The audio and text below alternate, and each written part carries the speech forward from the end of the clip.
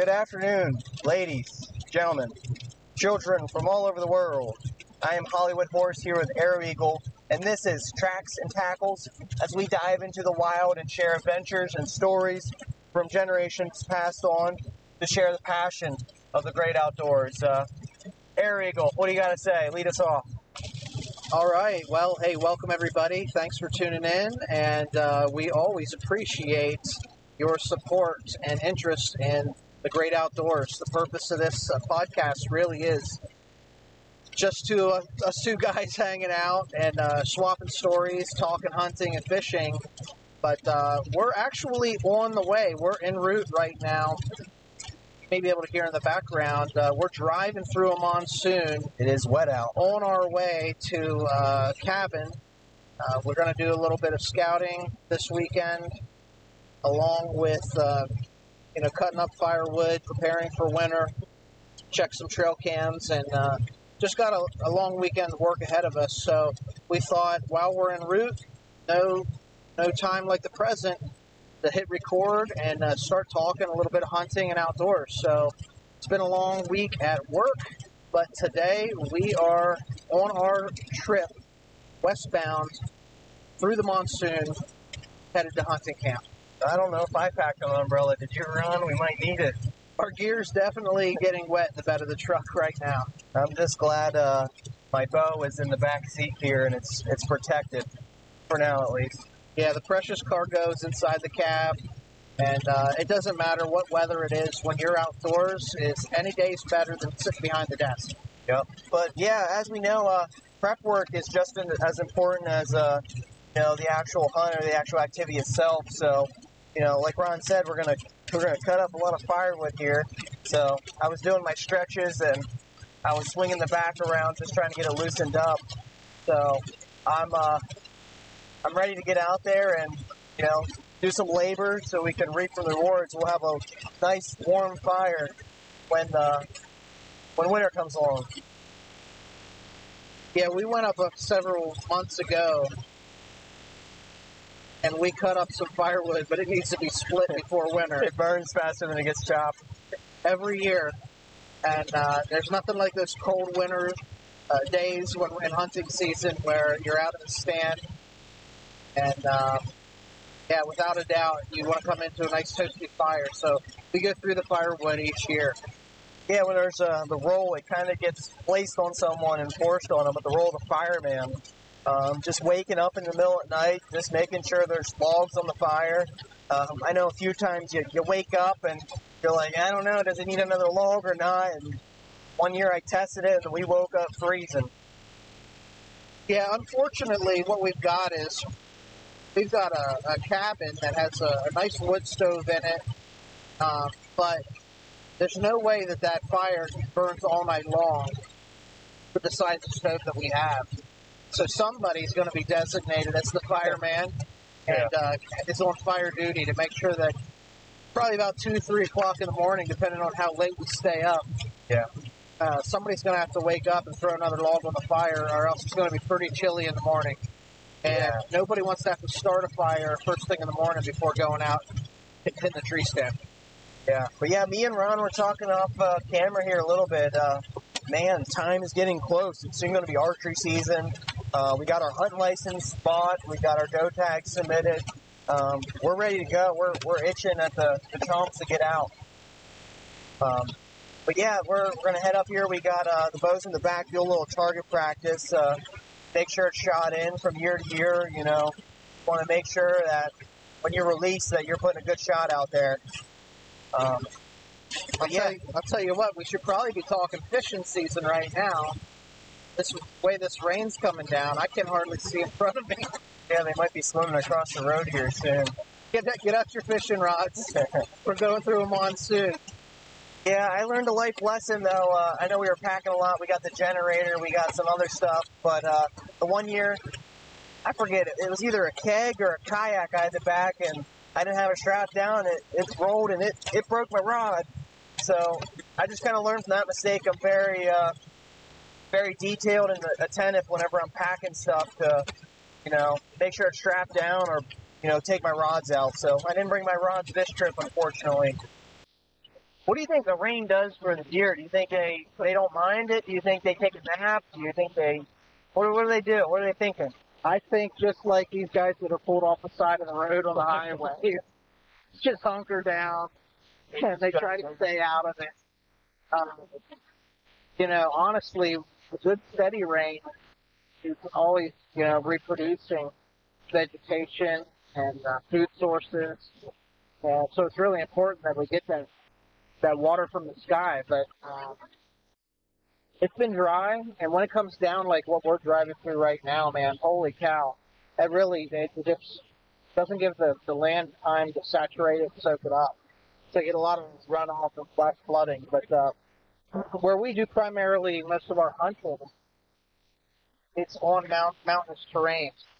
So there's significant runoff where we hunt, and the vegetation as far as canopy and greenery is pretty solid, taken care of very well up there.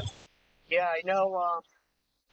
Say for fishing, right before the storm or right after, I do feel like I see a lot of wild, like turkeys, deer,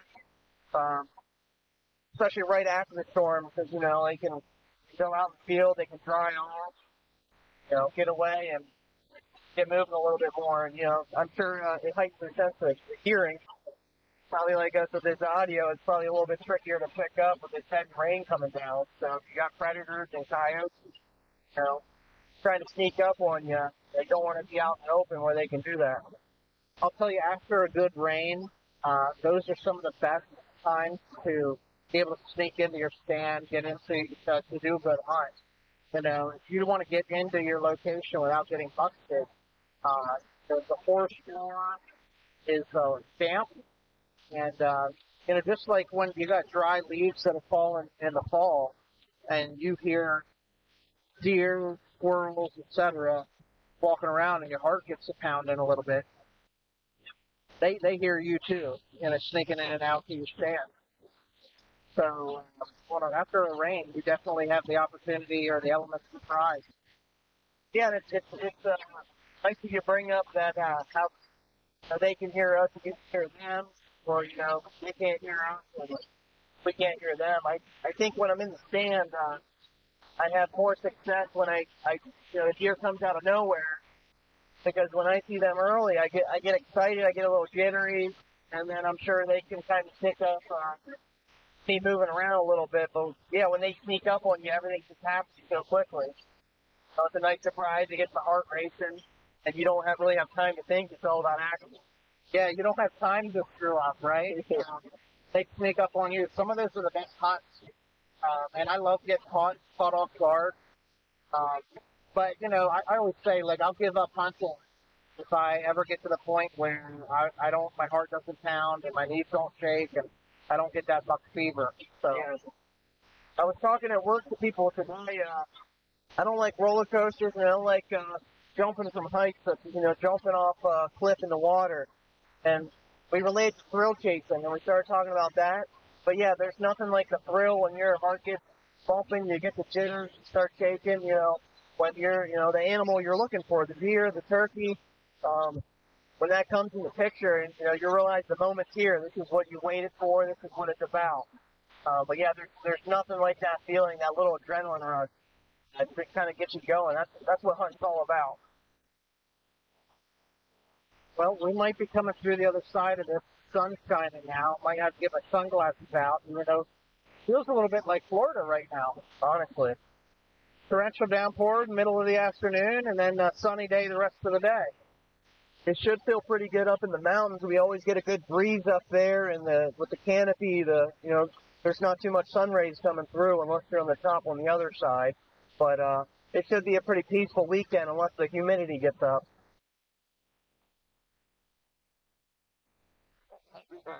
So, when you're talking about, how the animals react when the rain comes, I know, animals that eat vegetation like herbivores, they get a lot of their water sources that comes from good saturated vegetation. So, even groundhogs that traditionally, what's the word I'm looking for?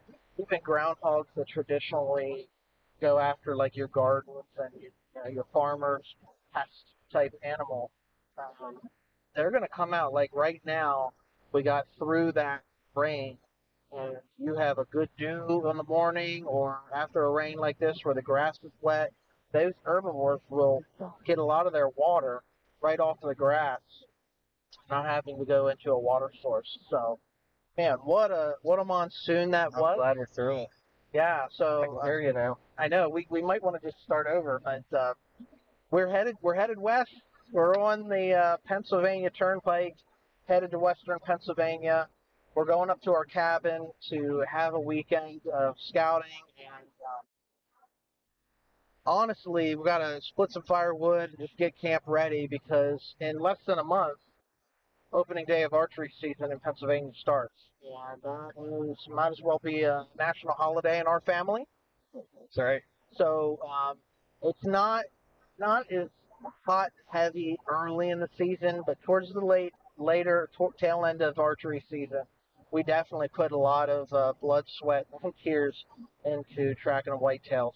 I personally love archery hunting, maybe more than any other type of hunting, although I appreciate the outdoors, regardless of what we're doing outside.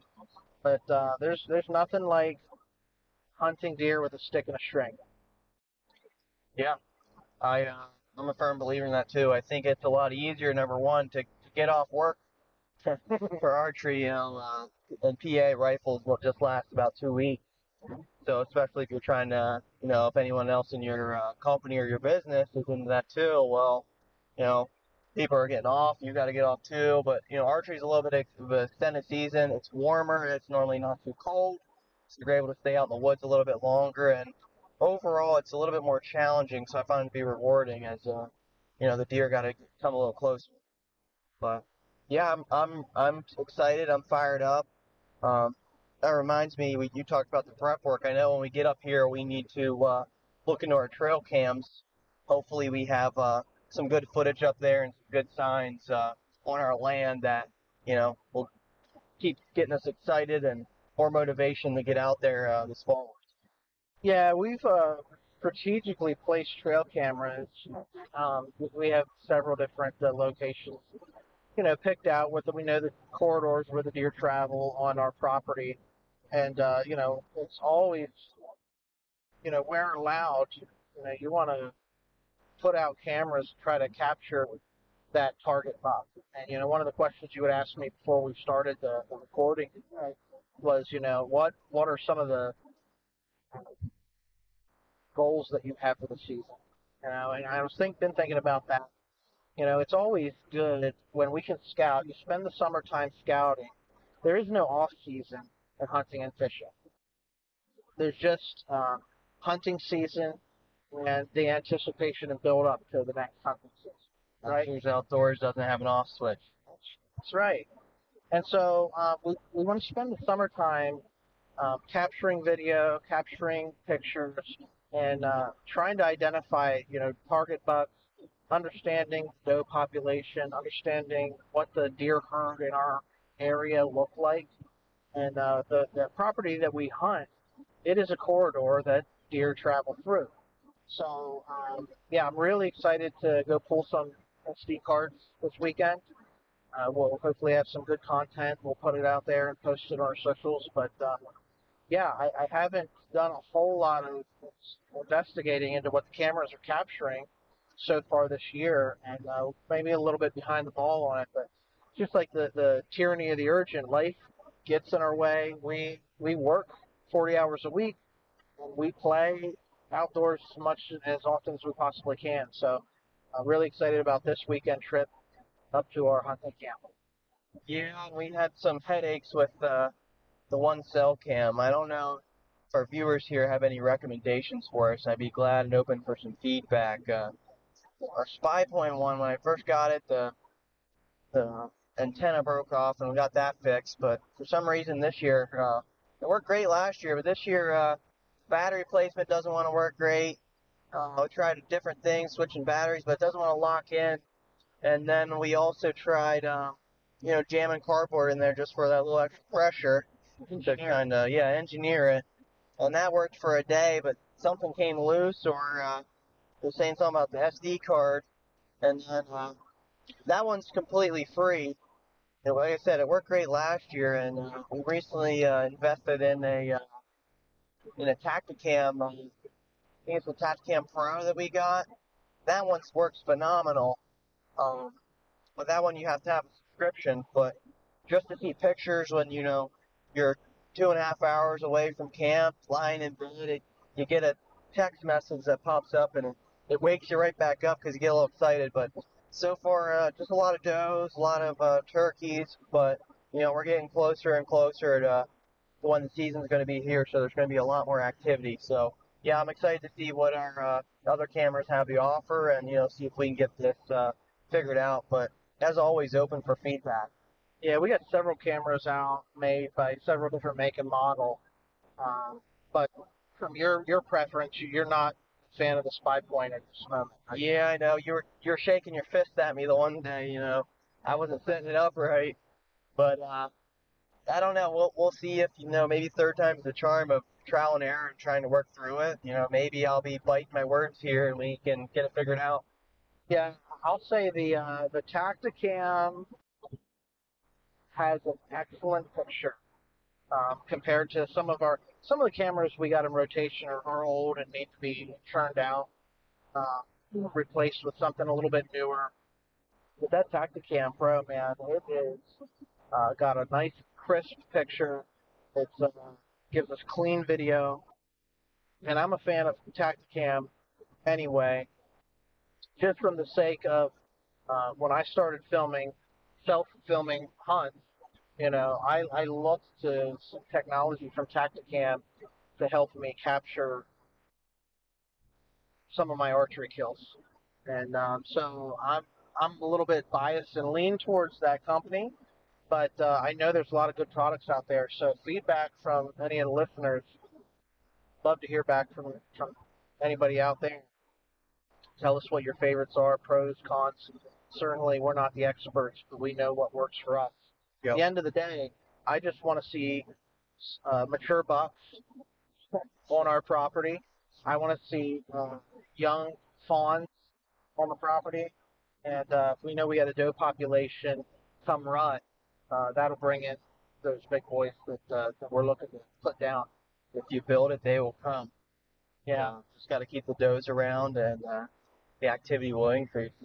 So talk to me a little bit about some of the deterrents, the things that keep the deer off the property. I know that last year we had a little bit of a coyote problem. In the years that we've been out of hunting this property, which has been a couple decades now, we've seen the coyote population surge and then dip as well. And I'd say in the last 2 or 3 years, we've started to see a little bit more activity from the coyotes. And I know you've done your part to thin that out as well. But what are your thoughts on some of the things that deter the animals from coming through? Yeah, so definitely the coyotes, I feel like, play a big role. We had a big issue last year. I know there's times where we'd have 3 or 4 on the trail camera in one picture. But yeah, they're devastate the environment. They eat the fawns. They chase the deer around. Turkeys, everything that I love to eat, they love to eat too, which is a big issue for me. But yeah, I'd say coyotes, just predators in general. Keep the deer moving, keep them on edge, chase them all over the mountain. But a big thing too is overpressure. So any property you're hunting, whether it's private, public, the more people and the more humans that are through that area, the more tense the deer are going to become. Sure. If they, even if they see you, they smell you, they're just going to know. And I swear in Pennsylvania, everybody gets their gunshot in, the Sunday before opener. And it kind of was just a warning to the deer, let them know, like, hey, like all these gunshots, I know I better be on edge. But, yeah, like up in our cabin over the few years, as we grow older, cabin below us, they have a family. I think there's 3, teenage boys, and, they're up and riding the 4-wheelers around and get down to their spots and whatnot. But, yeah, just things that woods are supposed to be quiet. You're supposed to hear the birds.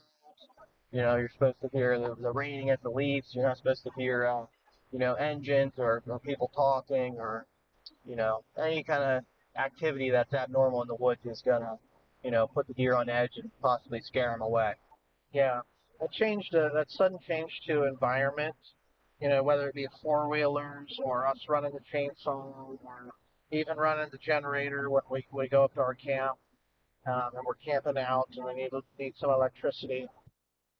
Those type of things definitely are signposts for wildlife to know, hey, maybe I don't want to hang out this weekend or whatever. So, I mean, we go out, we want to enjoy our property and we enjoy being outdoors. But, one of the things that is important is that not to overpressure, like the horse was saying. I would say, for myself, I try to go up maybe early spring before it gets too hot and, before summer really hits. If I can get up in the springtime, take the chainsaw up, make sure the roads are clear, make sure that our tree stands made it through the winter, and cut up some firewood, get it cut to length and everything like that. And then maybe once or twice throughout the summer, we'll come back up, plant some seeds, get some food plots rolling, and then split firewood, get prepared for the winter. And then as we approach archery season towards the beginning of fall, I try to stay away. Like I try to just stand back because I know I want to maximize my opportunities in the woods. And, so I'm not up here every weekend for sure, but we love to get away and spend time in the mountain. Sure, it would be nice if that was the case, though, right? Yes. But yeah, archery season's going to be here before we know it. Air Eagle, tell us what you're doing this year to, maximize the chances you're going to have some success here. Well, I would say, like for me, I'm interested to see what the trail cams are showing. For me, I think it's timing. You know, in years past, I guess because I love the outdoors and I love archery season so much, I would just go out and I would hunt any chance that I got. Like, I get off work early, I was in the woods, I was in the tree, I was, spending time. And I think this year I might take a little bit more of a strategic, as I grow older, you learn from mistakes, you learn every time you go out to the woods, it's a teaching moment. You're willing to be taught, you're teachable. And so for me, I think one of the things that I'll do this year is, I want to be selective about when I'm hunting, understanding moon phase, understanding pressure systems, things that get the deer up and on their feet moving versus days when they're bedded down, the wind moving, those type of things. Sometimes the deer they're not. It's raining like it was when we were driving through. Like the deer aren't moving and that stuff, and I'm foolish to be out in the woods, even though when I was younger, it didn't matter to me whether it was drizzling out or whatever the weather might be. So I think to maximize success, I think I'm gonna pick my spots. But when I choose my spots, man, I'm gonna shoot my shot. Right? You got to go for it. It's like the lottery. Can't kill them from the couch, should we say? And lottery, you got to play to win. So I definitely gonna put my time out in the woods this year. It's just choosing my spots, when I'm gonna go out, how I'm gonna set up, and depending on where I'm hunting, what property we're at, access points, getting into my stands, understanding how to get in undetected, get out undetected, those type of things. Everything matters up. It's a chess. It's a chess match. You're not playing checkers, you're playing chess. You got it. Got it. So, but yeah, for me, I know I really haven't got my bow out that much. I've been using the crossbow. Last year I had an injury. I was using that as my excuse, but years before, just a confidence thing. I wasn't as confident with my compound because, I'd rush some shots or I'd force them. And, yeah, the confidence bar went down, but this year more than ever, I'm motivated to get out there, get it with the compound. So, I'm going to get my bow shot in a little bit further, 20 yards is about what I got it at now. Just the close I know where the pin's at, but getting 30, 40. I don't know if I'm quite ready to commit to 50, but just increasing my range for that opportunity for when it comes that I can strike. But yeah, just getting the bow shot in. This year I got half days on Friday, so it works good whether I wanted to hunt the afternoon or I can get out in the morning. So Fridays are going to be fair game for me. I'll probably be out in the woods a lot more. Just like Ron was saying here about the lottery, you play to win. So I'm going to be playing a little bit more, increase my time in the woods and my potential opportunities that I'll have. Yeah, I'm sitting at work and I'm pushing papers or crunching numbers, doing whatever that they have me doing. And I get text messages from this guy here. It's either a picture of a deer or blood down, or he's out maximizing his time and his opportunities, which I love. But when it's like middle of the day and he's off of work and I'm at work and he's sending me pictures of him in the deer stand, gets me excited. And additionally, there's a deer right there. Hey, it's Follow us this way. yeah. But you get jealous of your buddies that are having success when you have to be at work. But it's all in good fun. Yeah. Isn't it amazing how like we can be driving down the road, a million different things going on, but you can pick a deer out of nowhere. Like you must train yourself to pick a deer up in a field way out 100 yards away, or whether it's 50 yards away. Yeah, I think for me, my eyes just open up when I see a field, and you expand your vision. You get allies. You can just spot them. But yeah, that rain came through, and look at that. They're out in the field. We have a big field right before we make the climb up the mountain by the cabin. We'll definitely have to have eyes on that one. See if we can see some prompts inside. I remember whenever I was maybe 12 or 13, just started hunting, going out with my dad and my brother. We would drive.